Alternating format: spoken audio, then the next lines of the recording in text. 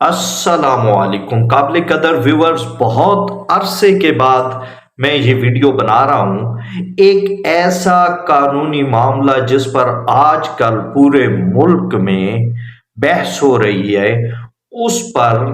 بات چیت ہو رہی ہے،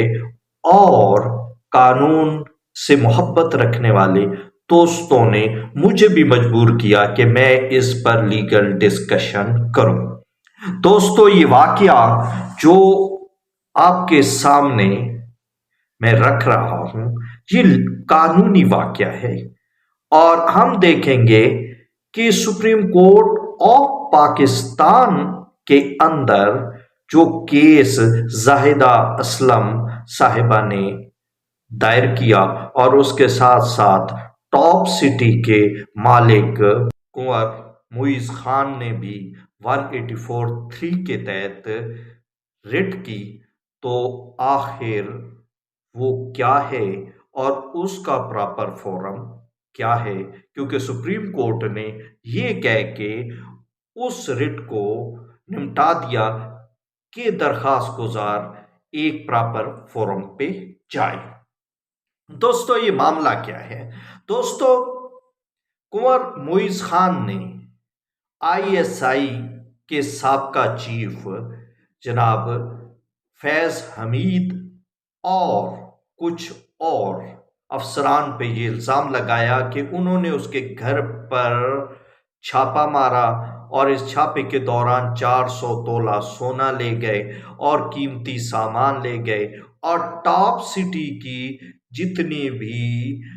فائلیں تھیں اور اصل ڈاکومنٹ تھے زمینوں کی خرید و فروخت کے حوالے سے، وہ سارا لے گئے، اور یہ چھاپا رینجر کے ساتھ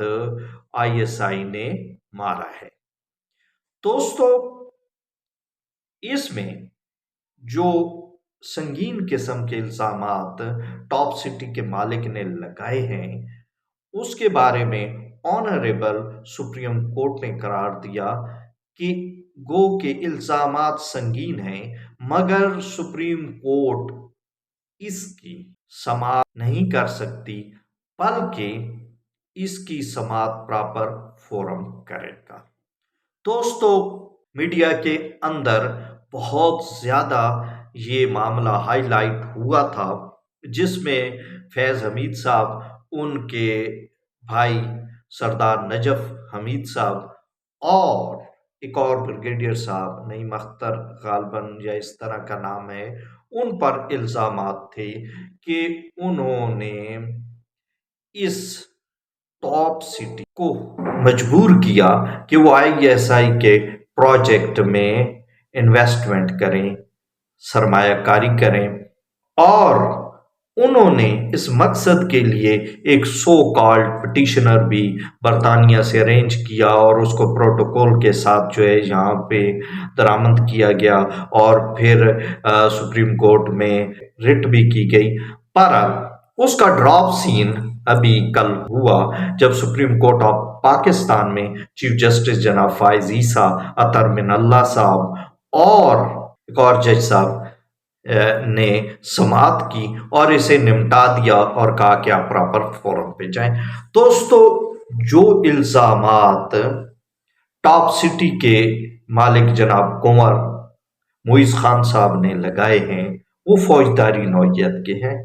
یہ 452 ہے، کسی کے گھر میں داخل ہو جانا، کسی کو غیر قانونی تحویل میں رکھنا، اسے حبس پہ جا کہتے ہیں، اور کسی کی کوئی چیز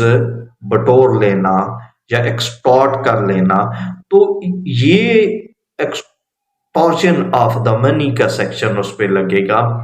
تو دوستو، یہ تمام فوجداری دفعات ہیں، اور اگر آپ پولیس کو درخواست دیتے ہیں تو پولیس کا کام ہے کہ وہ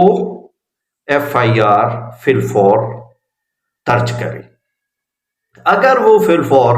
FIR درج نہیں کرتی، تو پھر آپ کے پاس ایک پراپر فورم ایڈیشنل سیشن جج صاحب یا سیشن جج صاحب کا ہے، جن کو جسٹس آف پیس کے اختیارات ہیں۔ وہاں 22(22)B CRPC کے تحت ایک کونسل کے ذریعے درخواست دائر کرتے ہیں، اور جسٹس آف پیس آرڈر کرتے ہیں کہ اکارڈنگ ٹو لا کاروائی کی جائے، یعنی FIR درج کی جائے، انویسٹیگیشن کی جائے اور ملزمان کو گرفتار کیا جائے۔ اب دوستو پراپر فورم پولیس ہے، پولیس کے بعد آنریبل سیشن کورٹ ہے۔ اگر کوئی FIR نہیں کروانا چاہتا تو پھر وہ کمپلینٹ میں جائے گا، علاقہ مجسٹریٹ کے پاس وہ تمام آفینسز کی تفصیل دے کے اپنی پیٹیشن میں وہاں کمپلینٹ دائر کرے گا۔ یہ بھی ایز اٹ از FIR کی طرح کی ہی چیز ہے، بس اس میں یہ ہوتا ہے کہ یہ ڈائریکٹ آپ علاقہ مجسٹریٹ کے پاس چلے جاتے ہیں، وہ اسی طرح پھر سمن کرتا ہے ملزمان کو، ان کی بیل بھی وہ لیتا ہے اور اس کے بعد ٹرائل بھی ہوتا ہے۔ تو پراپر فورم جو یہ سنگین الزامات کے تحت ہیں وہ پولیس ہے اور جوڈیشل میجسٹریٹ ہے یا سیشن کورٹ ہے۔ تو اس کے بعد کیس چلے گا۔ ہاں، اس کے علاوہ جو انہوں نے اپنی پٹیشن میں ڈیمانڈ کی تھی کہ آپ وزارت دفاع کو لکھیں، وزارت دفاع کو حکم دیں کہ وہ ان کے خلاف کارروائی کرے، تو دوستو اگر وہ جانا چاہتے ہیں تو وزارت دفاع کو بھی وہ درخواست دیں گے۔ وزارت دفاع کے پاس یہ اختیار ہے کہ وہ کورٹ مارشل کرے اور کئی ایک ریٹائرڈ فوجی افسران کا، جس میں ہائی لیول کے افسران شامل تھے، ان کا کورٹ مارشل کیا گیا، انہیں سزائیں دی گئیں اور ان کے خلاف قانونی کارروائی ہوئی۔ تو اس کے ساتھ ہی آپ دوستوں سے میں اجازت چاہوں گا، ویڈیو لمبی ہو جائے گی۔ آپ دوستوں سے گزارش ہے کہ ہمارے چینل کو سبسکرائب کریں اور ہماری ویڈیوز کو شیئر کریں۔ Saif Sirohi advocate, supreme court of Pakistan کو اجازت دیجیے۔ اللہ حافظ، اللہ حافظ۔